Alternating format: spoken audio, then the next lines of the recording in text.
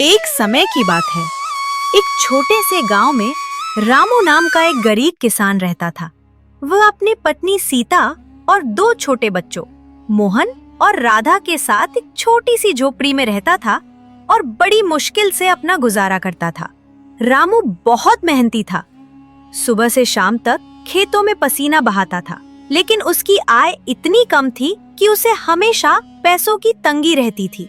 रात को अक्सर वो अपनी पत्नी से बात करता था। सीता, कब तक हम ऐसे ही दिन काटेंगे? हमारे बच्चों को अच्छा खाना, अच्छे कपड़े तक नसीब नहीं होते।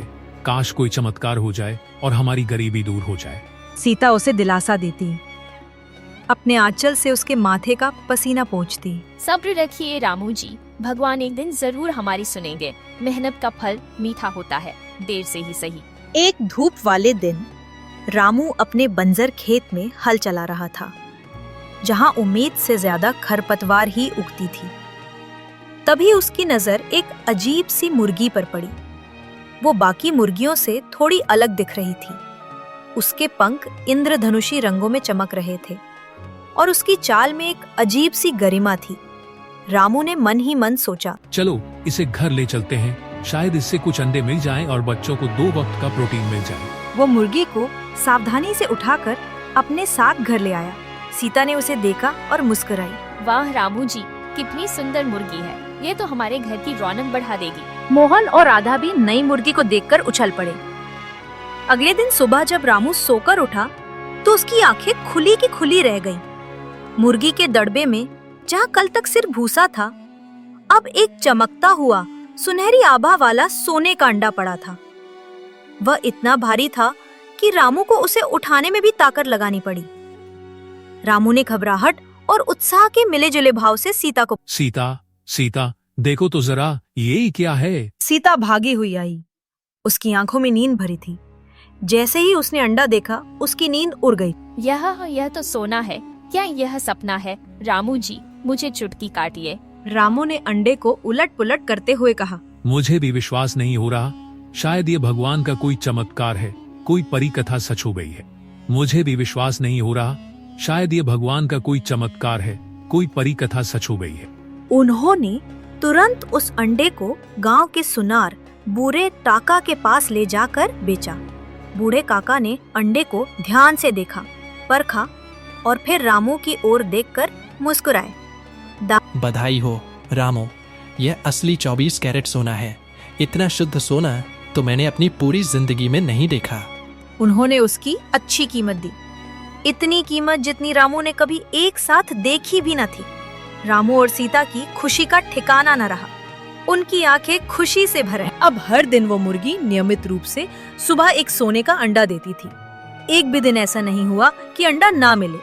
रामू और सीता की किस्मत पूरी तरह से बदल गई। रामू ने उन अंडों को बेचकर सबसे पहले अपनी टूटी फूटी झोपड़ी को एक बड़े और सुंदर पक्के घर में बदलवाया। उसमें बड़े बड़े कमरे थे और एक आंगन भी। उसने अपने बच्चों को गांव के सबसे अच्छे स्कूल में भेजा, जहां वे दूसरे अमीर बच्चों के साथ पढ़ाई करते थे। अब उन्हें पौष्टिक भोजन मिलता था, नए कपड़े मिलते थे और वे कभी बीमार नहीं पड़ते थे। रामू ने कुछ और उपजाऊ जमीन भी खरीदी, नए औजार लिए और अब वो सिर्फ एक गरीब किसान नहीं, बल्कि गांव का एक धनी और प्रतिष्ठित व्यक्ति बन गया था।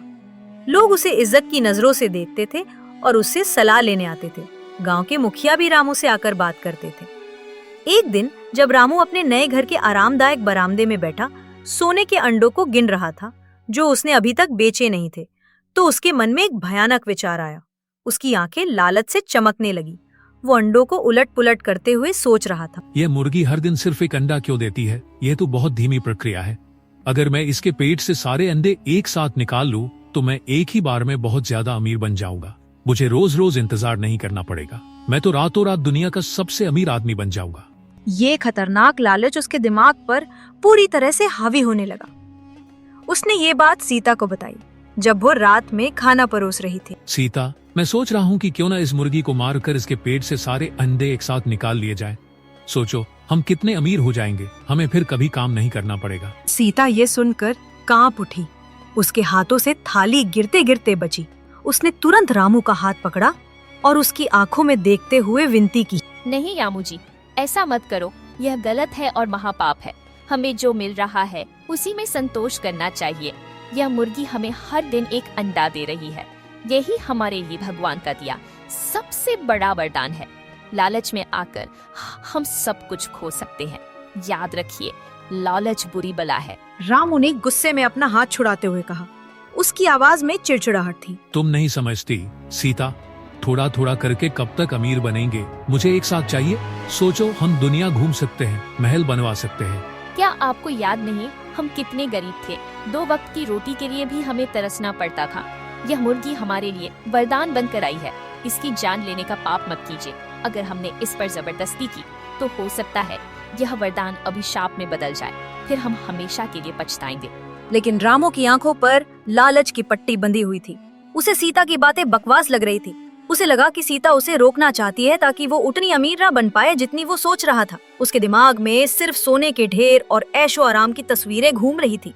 अगले दिन सुबह सूरज निकलने से ठीक पहले, जब मुर्गी दरबे में आराम कर रही थी और बाकी गांव सो रहा था, तो रामू ने एक तेज धार वाला चाकू लिया। उसके हाथ कांप रहे थे, उसके माथे पर पसीने की बूंदें थी, लेकिन लालच ने उसे अंधा कर दिया था।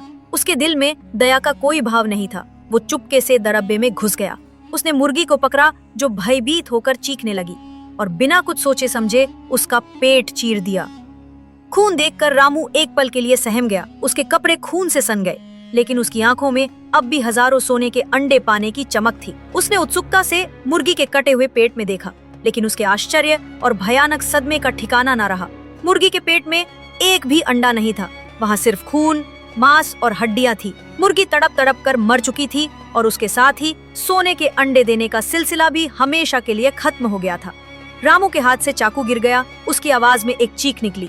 वो जमीन पर बैठ गया, अपने खून से सने हाथों को देखते हुए। मैंने क्या कर दिया? मैंने सब कुछ बर्बाद कर दिया। मैं कितना मूर्ख हूँ।